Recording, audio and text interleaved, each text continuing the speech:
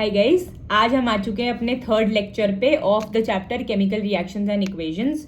अभी तक हमने पढ़ा था about different types of reactions. अभी तक we have covered combination, decomposition, endothermic, exothermic और हम डिस्प्लेसमेंट के बारे में आज पढ़ने वाले हैं।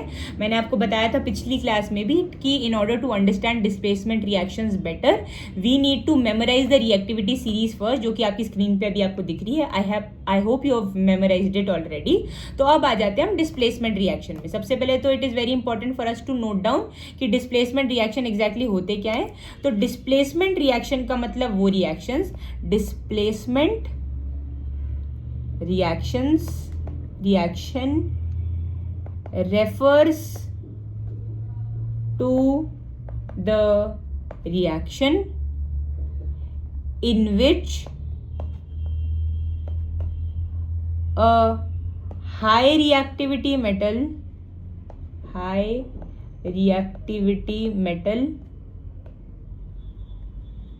displaces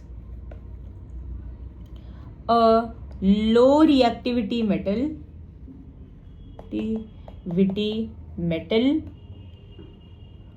from its salt solution या फिर कंपाउंड।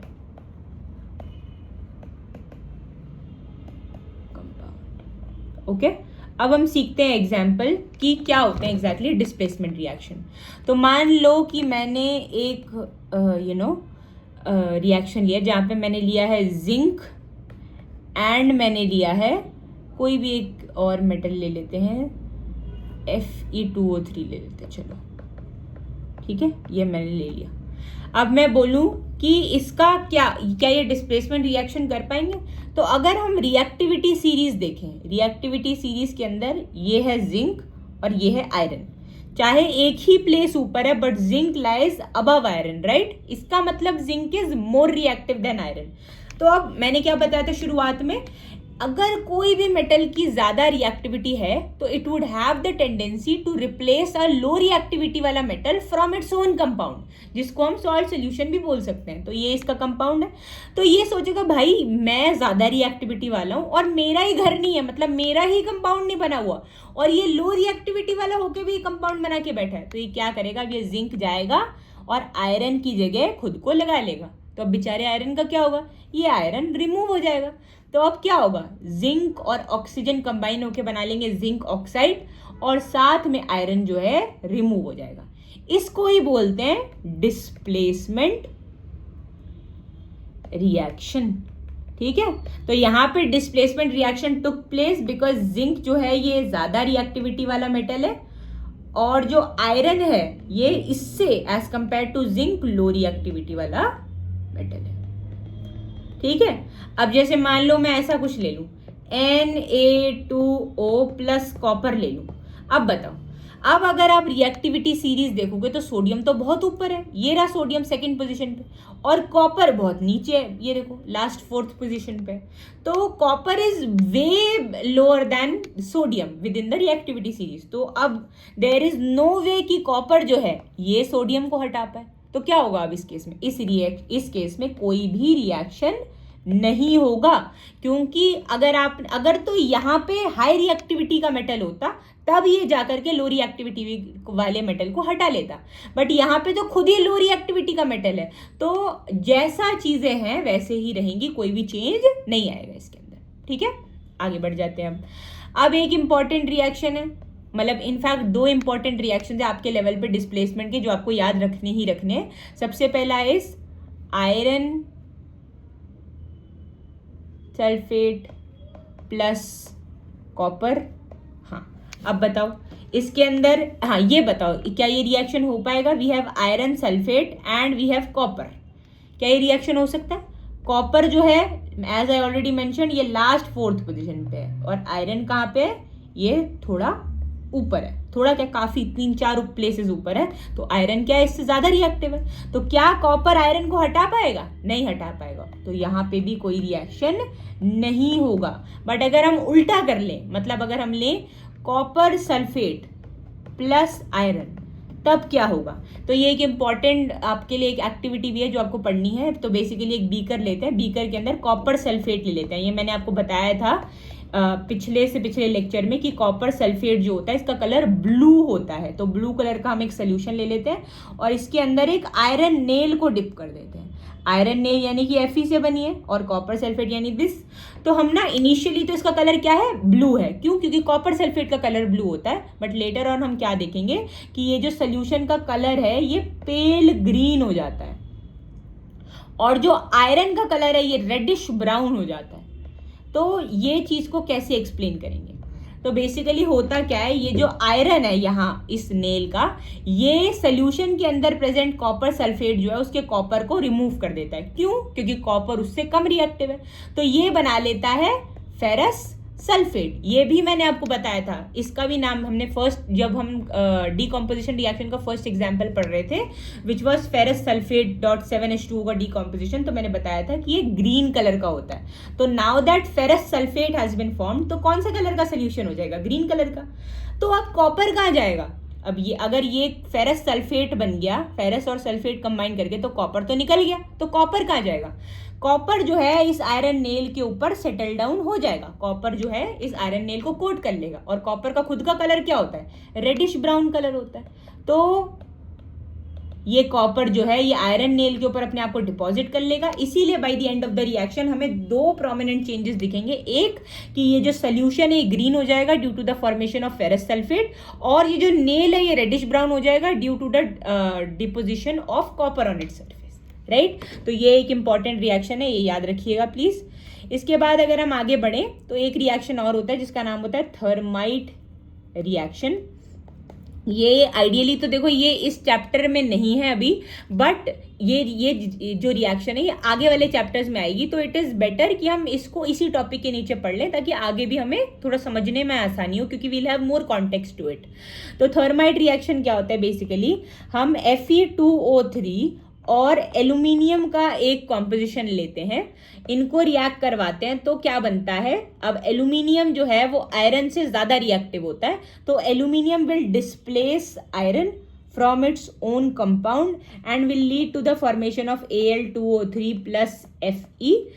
ये रिएक्शन के बारे में एक इंपॉर्टेंट चीज ये है कि इस रिएक्शन के दौरान बहुत ज्यादा हीट रिलीज होती है, almost up to 2500 degree Celsius की जो हीट है वो रिलीज होती है इस रिएक्शन के दौरान। इसीलिए अब now that heat is being release, तो इसको हम और कौन सा रिएक्शन बोल सकते हैं? Exothermic reaction. And besides that it is also a displacement reaction, ठीक है। तो ये रिएक्शन का एप्लीकेशन एक बहुत इंपॉर्टेंट, अब ये इतना हीट प्रोड्यूस होता है यहाँ पे कि ये हीट की वजह से जो आयरन है ये मेल्ट हो जाता है। इसीलिए इस रिएक्शन को हम यूज करते हैं in mending the railway broken railway tracks. अगर कभी कोई रेलवे ट्रैक टूट जाता है तो उस दौरान हम ये वाला रिएक्शन यूज करते हैं। कैसे? एक फर्नेस होता है, मतलब एक स्टील की बाल्टी जैसा स्ट्रक्चर होता है, वो जैसे मान लो यहाँ पे अगर क्रैक है, ये हमारा तो हम इसके ऊपर वो टब रखते हैं, उसके अंदर हम ये घोल रख लेते हैं अपना Fe2O3 और Al वाला। जैसे ये रिएक्शन होगा तो आयरन जो है वो प्रोड्यूस होगी और मोल्टन फॉर्म में होगी, तो वो आयरन इसके नीचे आके यहाँ पे गिर जाएगी और इवेंचुअली हम इसे सेटल डाउन होने देंगे, मतलब थोड़ी देर सेट होने देंगे, तो ये सॉलिडिफाई हो जाएगी और ये जो ब्रोकन रेलवे ट्रैक है ये मेंड हो जाएगा। इसीलिए इसको रेलवे ट्रैक्स को जोड़ने के लिए भी इस्तेमाल किया जाता है, ठीक है। तो this was all about displacement reaction. अब displacement reaction as I already mentioned कि उसमें रटने का कुछ काम ही नहीं है। All you have to do is just memorise the reactivity series and then any reaction if it comes in front of you will be able to solve that reaction based on कि कौन सा ज्यादा reactive है, कौन सा कम reactive है, उस basis पे आप वो रिएक्शन को सॉल्व कर पाएंगे। अब आ जाते हैं हम डबल डिस्प्लेसमेंट रिएक्शन पे। Double displacement reaction. अब डबल डिस्प्लेसमेंट रिएक्शन नाम से समझ आ रहा है कि कुछ तो डिस्प्लेसमेंट से रिलेटेड है, बट दो बार डिस्प्लेसमेंट हो रहा है। तो अभी तक हम क्या देख रहे थे? डिस्प्लेसमेंट के अंदर there was an element and there was a compound. ये फॉर्मेट था अभी तक का, ये तो था डिस्प्लेसमेंट के अंदर। बट डबल डिस्प्लेसमेंट के अंदर क्या होता है? हमारे पास कंपाउंड, एक एलिमेंट एक कंपाउंड नहीं, हमारे पास दोनों ही कंपाउंड होते हैं। मान लो ये एक कंपाउंड और ये एक और compound, compound number 1 and compound number दो कंपाउंड्स होते हैं। तो ये रिएक्शन के अंदर ये कब मिलता है हमें ऐसा फॉर्मेट, डबल डिस्प्लेसमेंट के अंदर मिलता है। डबल डिस्प्लेसमेंट में होता क्या है बेसिकली, डबल डिस्प्लेसमेंट में होता है एक्सचेंज ऑफ आयंस। ठीक है, अब वो समझते हैं कैसे होता है। तो मान लो हमारे पास है sodium sulphate and we have barium chloride. ठीक है, जब ये रिएक्ट करेंगे तो अगेन सोडियम ज्यादा रिएक्टिव है, तो सोडियम क्या चाहेगा। अब इवन दो यहाँ पे आप सोचोगे कि पहले तो क्या मोटिव था सोडियम का कि मैं अकेला हूं और दूसरा जो मेरे से कम रिएक्टिव है उसका कंपाउंड बना हुआ है, तो मैं वो क्यों कंपाउंड में मैं कंपाउंड बनाऊंगा। बट यहाँ पे तो इसका ऑलरेडी कंपाउंड है, बट स्टिल क्योंकि ये ज्यादा रिएक्टिव है तो इसकी टेंडेंसी क्या होगी कि ये बेरियम को रिप्लेस करे। तो क्या बनेगा on the product side, NaCl और साथ में बनेगा बेरियम सल्फेट। ठीक है, तो अगर आप ध्यान से देखो तो इसमें क्या हो रहा है, एक्सचेंज ऑफ आयंस हो रहा है। सोडियम सल्फेट को अगर ब्रेक करोगे तो Na+SO4 2- में होगा, बेरियम क्लोराइड को अगर ब्रेक करोगे तो Ba2+ और Cl- में होगा। अब क्या करेंगे, इस वाले के पॉजिटिव को उसके नेगेटिव से जोड़ दो, इस वाले के पॉजिटिव को उसके नेगेटिव से जोड़ लो। बिल्कुल, ये तो डायरेक्ट ट्रिक है, बस आपको आयंस में सही से तोड़ना आना चाहिए ताकि आप फॉर्मूला सही से बनाओ।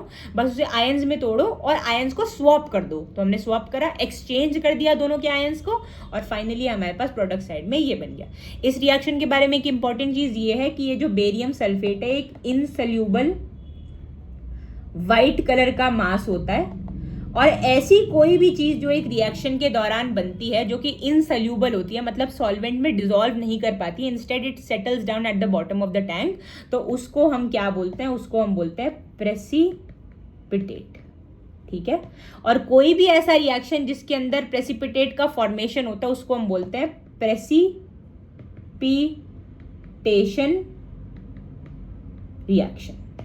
ठीक है, क्या बोला मैंने, प्रेसिपिटेट का मतलब होता है इनसोल्यूबल मास। ये व्हाइट यहाँ पे है, बट हर केस में व्हाइट नहीं होता, अलग अलग कलर्स के हो सकते हैं, बट जो भी रिएक्शन में प्रेसिपिटेट का फॉर्मेशन होता है हम उसे प्रेसिपिटेशन रिएक्शन बोलते हैं। Which brings us to another example of double displacement reaction. Double displacement में अगेन डिस्प्लेसमेंट की तरह कुछ नहीं रटना है।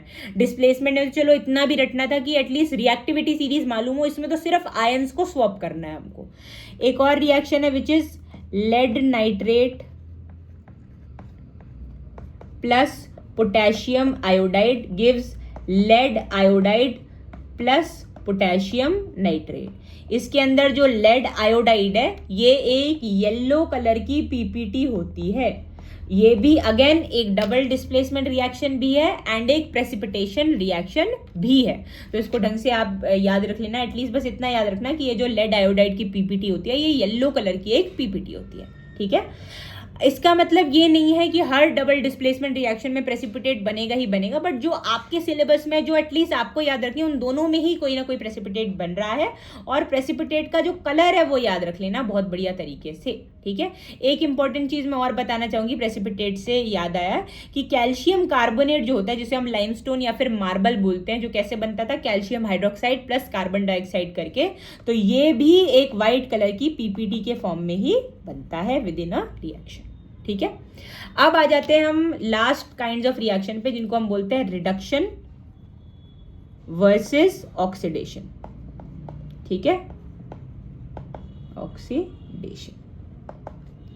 अब ध्यान से समझो, ऑक्सीडेशन तो नाम से ही पता चल रहा है, ऑक्सीजन के एडिशन को हम बोलते हैं ऑक्सीडेशन, या फिर अगर हाइड्रोजन को रिमूव कर दो तो वो भी क्या होता है, ऑक्सीडेशन होता है।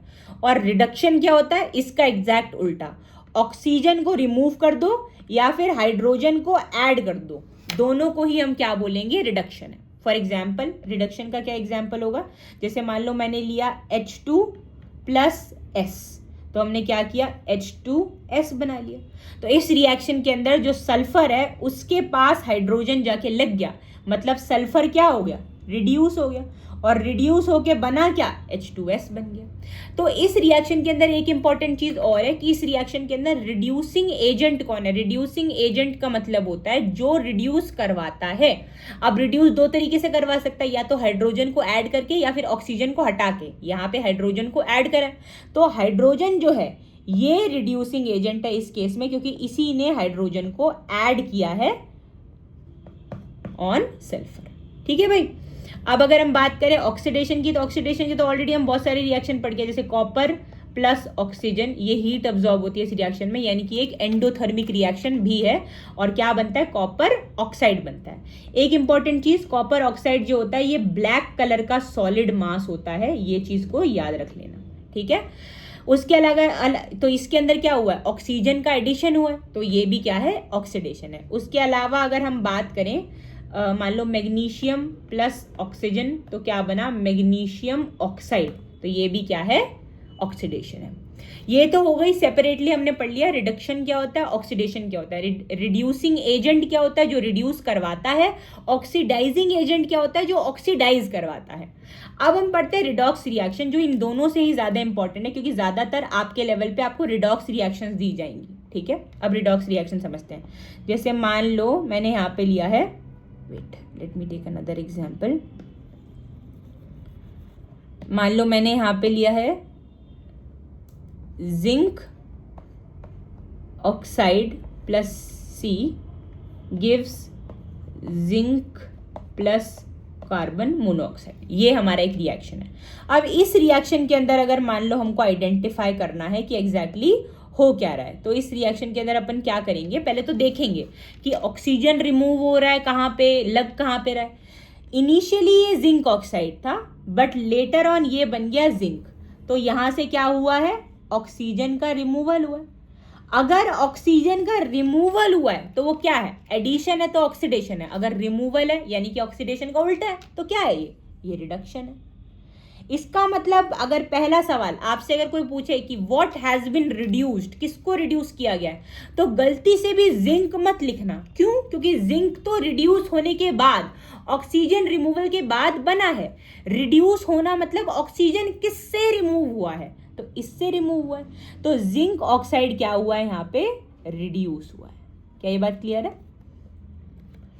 अब ध्यान दो इस पे, यहाँ पे कार्बन है और लेटर ऑन ये जो कार्बन है ये किसके साथ जुड़ गया, ऑक्सीजन के साथ जुड़ गया। ये जिंक का ऑक्सीजन कार्बन ने अपने पास रख लिया, तो कार्बन और ऑक्सीजन ज्वाइन कर लिया और उन्होंने बनाया कार्बन मोनोऑक्साइड।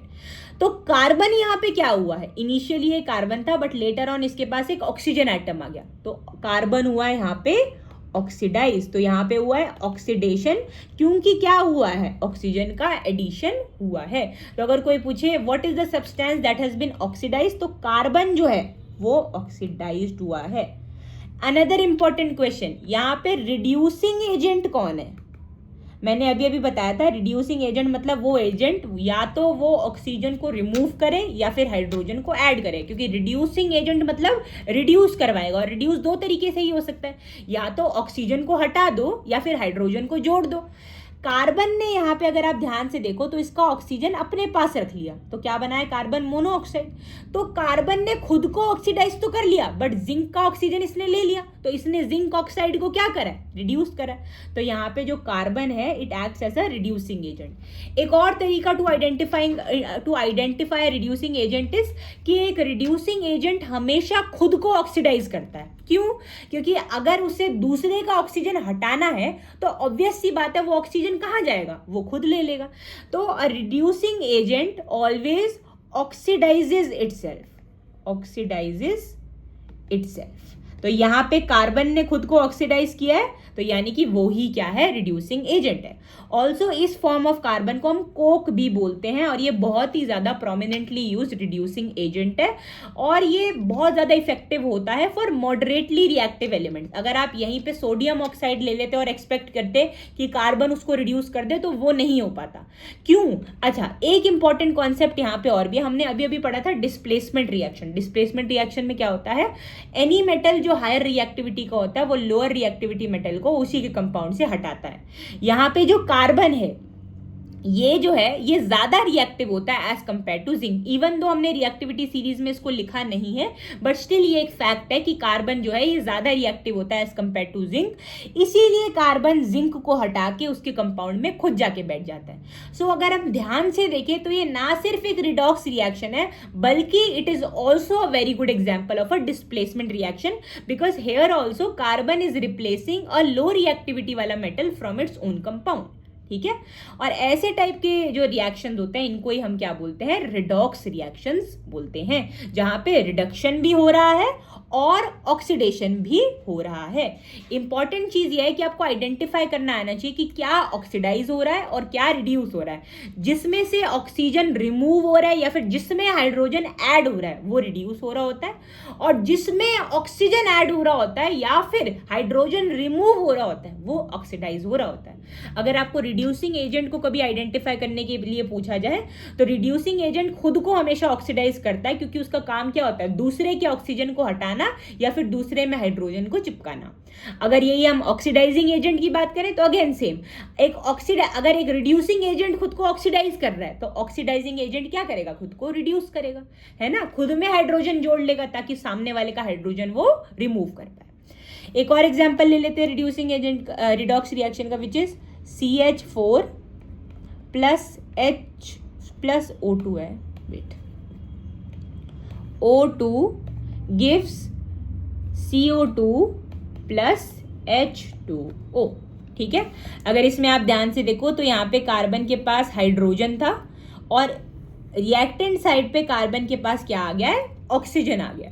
तो हाइड्रोजन का रिमूवल भी हुआ है और ऑक्सीजन का एडिशन भी हुआ है, मतलब दोनों चीजें हो गई जो किस में होनी चाहिए, ऑक्सीडेशन में होनी चाहिए। मैंने बताया था ना कि ऑक्सीडेशन दो तरीके से होता है, या तो हाइड्रोजन हटाओ या ऑक्सीजन को लगाओ। तो यहाँ पे साइमल्टेनियसली दोनों चीजें हो गई हैं, हाइड्रोजन भी हट गया CH4 से और ऑक्सीजन भी जुड़ गया। तो ये क्या है, ये तो बहुत ही सीधा सीधा तरीके से ऑक्सीडेशन रिएक्शन है।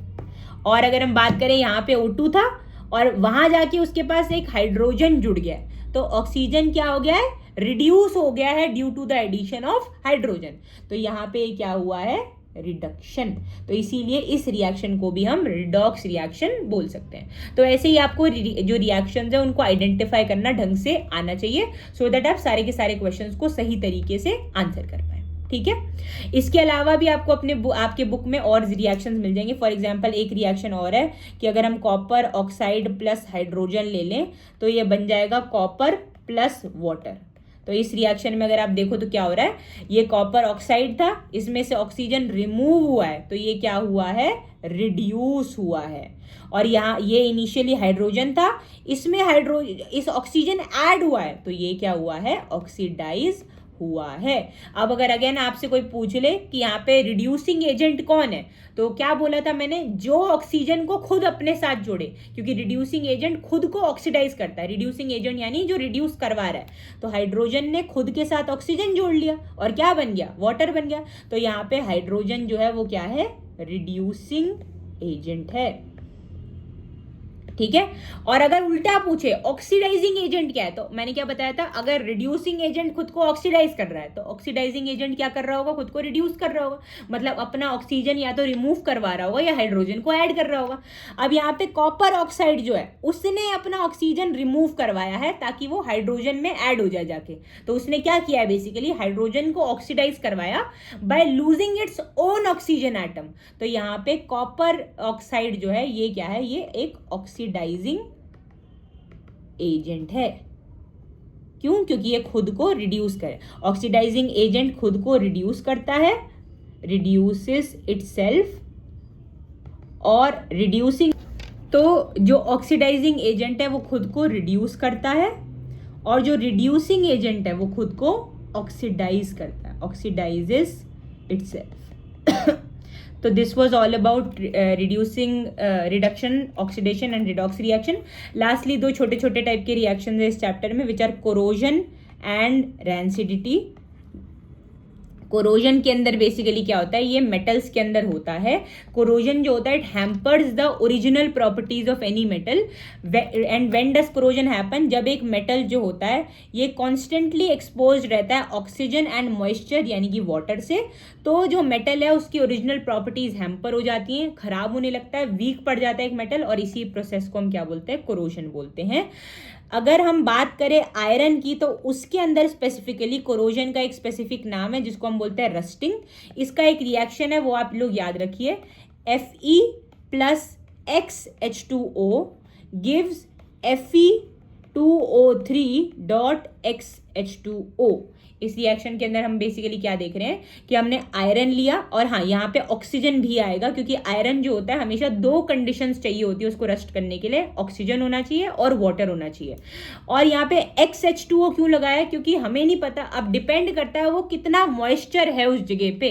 अगर बहुत ज़्यादा मॉइस्चर है तो ज़्यादा पानी के मॉलिक्यूल्स जो हैं वो आयरन के साथ रिएक्ट करेंगे, बट अगर कम मॉइस्चर है तो कम पानी के मॉलिक्यूल्स आयरन के साथ रिएक्ट करेंगे। तो ये जो है ये इट इज़ नेवर फिक्स्ड कि कितने मॉलिक्यूल्स ऑफ वाटर के साथ आयरन रिएक्ट करेगा और रस्ट बनाएगा। ये है फॉर्मूला ऑफ रस्ट।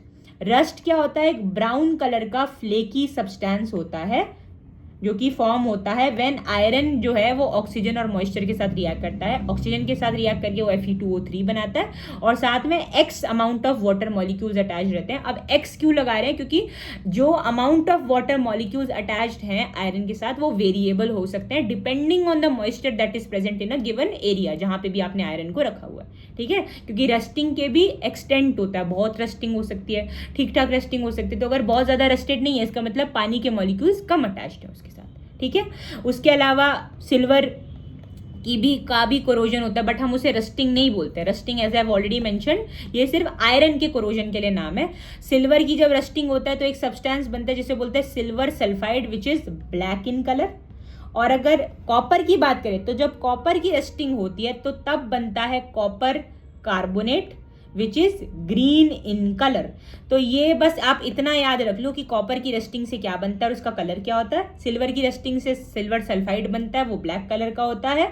और आयरन की रस्टिंग से रस्ट बनता है जो कि ब्राउन कलर का फ्लेकी सब्सटेंस होता है। ठीक है, और कोरोजन होता क्या है, it is basically a process in which a metal is constantly expose to oxygen and moisture, जिसकी वजह से उसकी ओरिजिनल प्रॉपर्टीज खराब होने लग जाती हैं। ये एक केमिकल रिएक्शन होता है जिसके दौरान a metal becomes weaker and develops a layer और leads to the formation of a chemical substance जो कि उसके ओरिजिनल प्रॉपर्टीज को खराब कर देती है। ठीक है, अगेन रैंसिडिटी क्या होता है, रैंसिडिटी का मतलब हमारे फूड के अंदर जो भी प्रेजेंट होता है ऑयल्स और फैट्स, उनके साथ जब एटमॉस्फेरिक ऑक्सीजन रिएक्ट करती है तो it ends up giving a foul odour, मतलब एक बहुत गंदी स्मेल आती है और एक केमिकल रिएक्शन हो जाता है जिसकी वजह से जो फूड है no more remains edible for अस।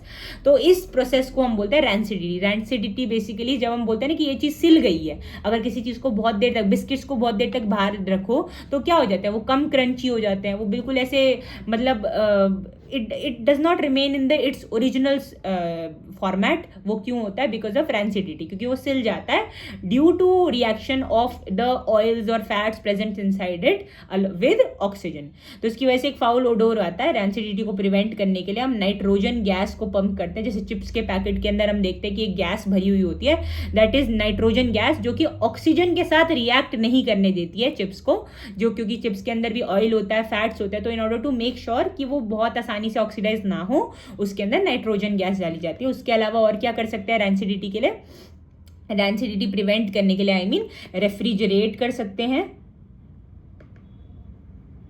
और उसके अलावा डार्क यूटेंसिल्स में स्टोर करने से, लाइट की वजह से भी रैंसिडिटी ट्रिगर हो सकती है, इसलिए डार्क यूटेंसिल्स में स्टोर करते हैं।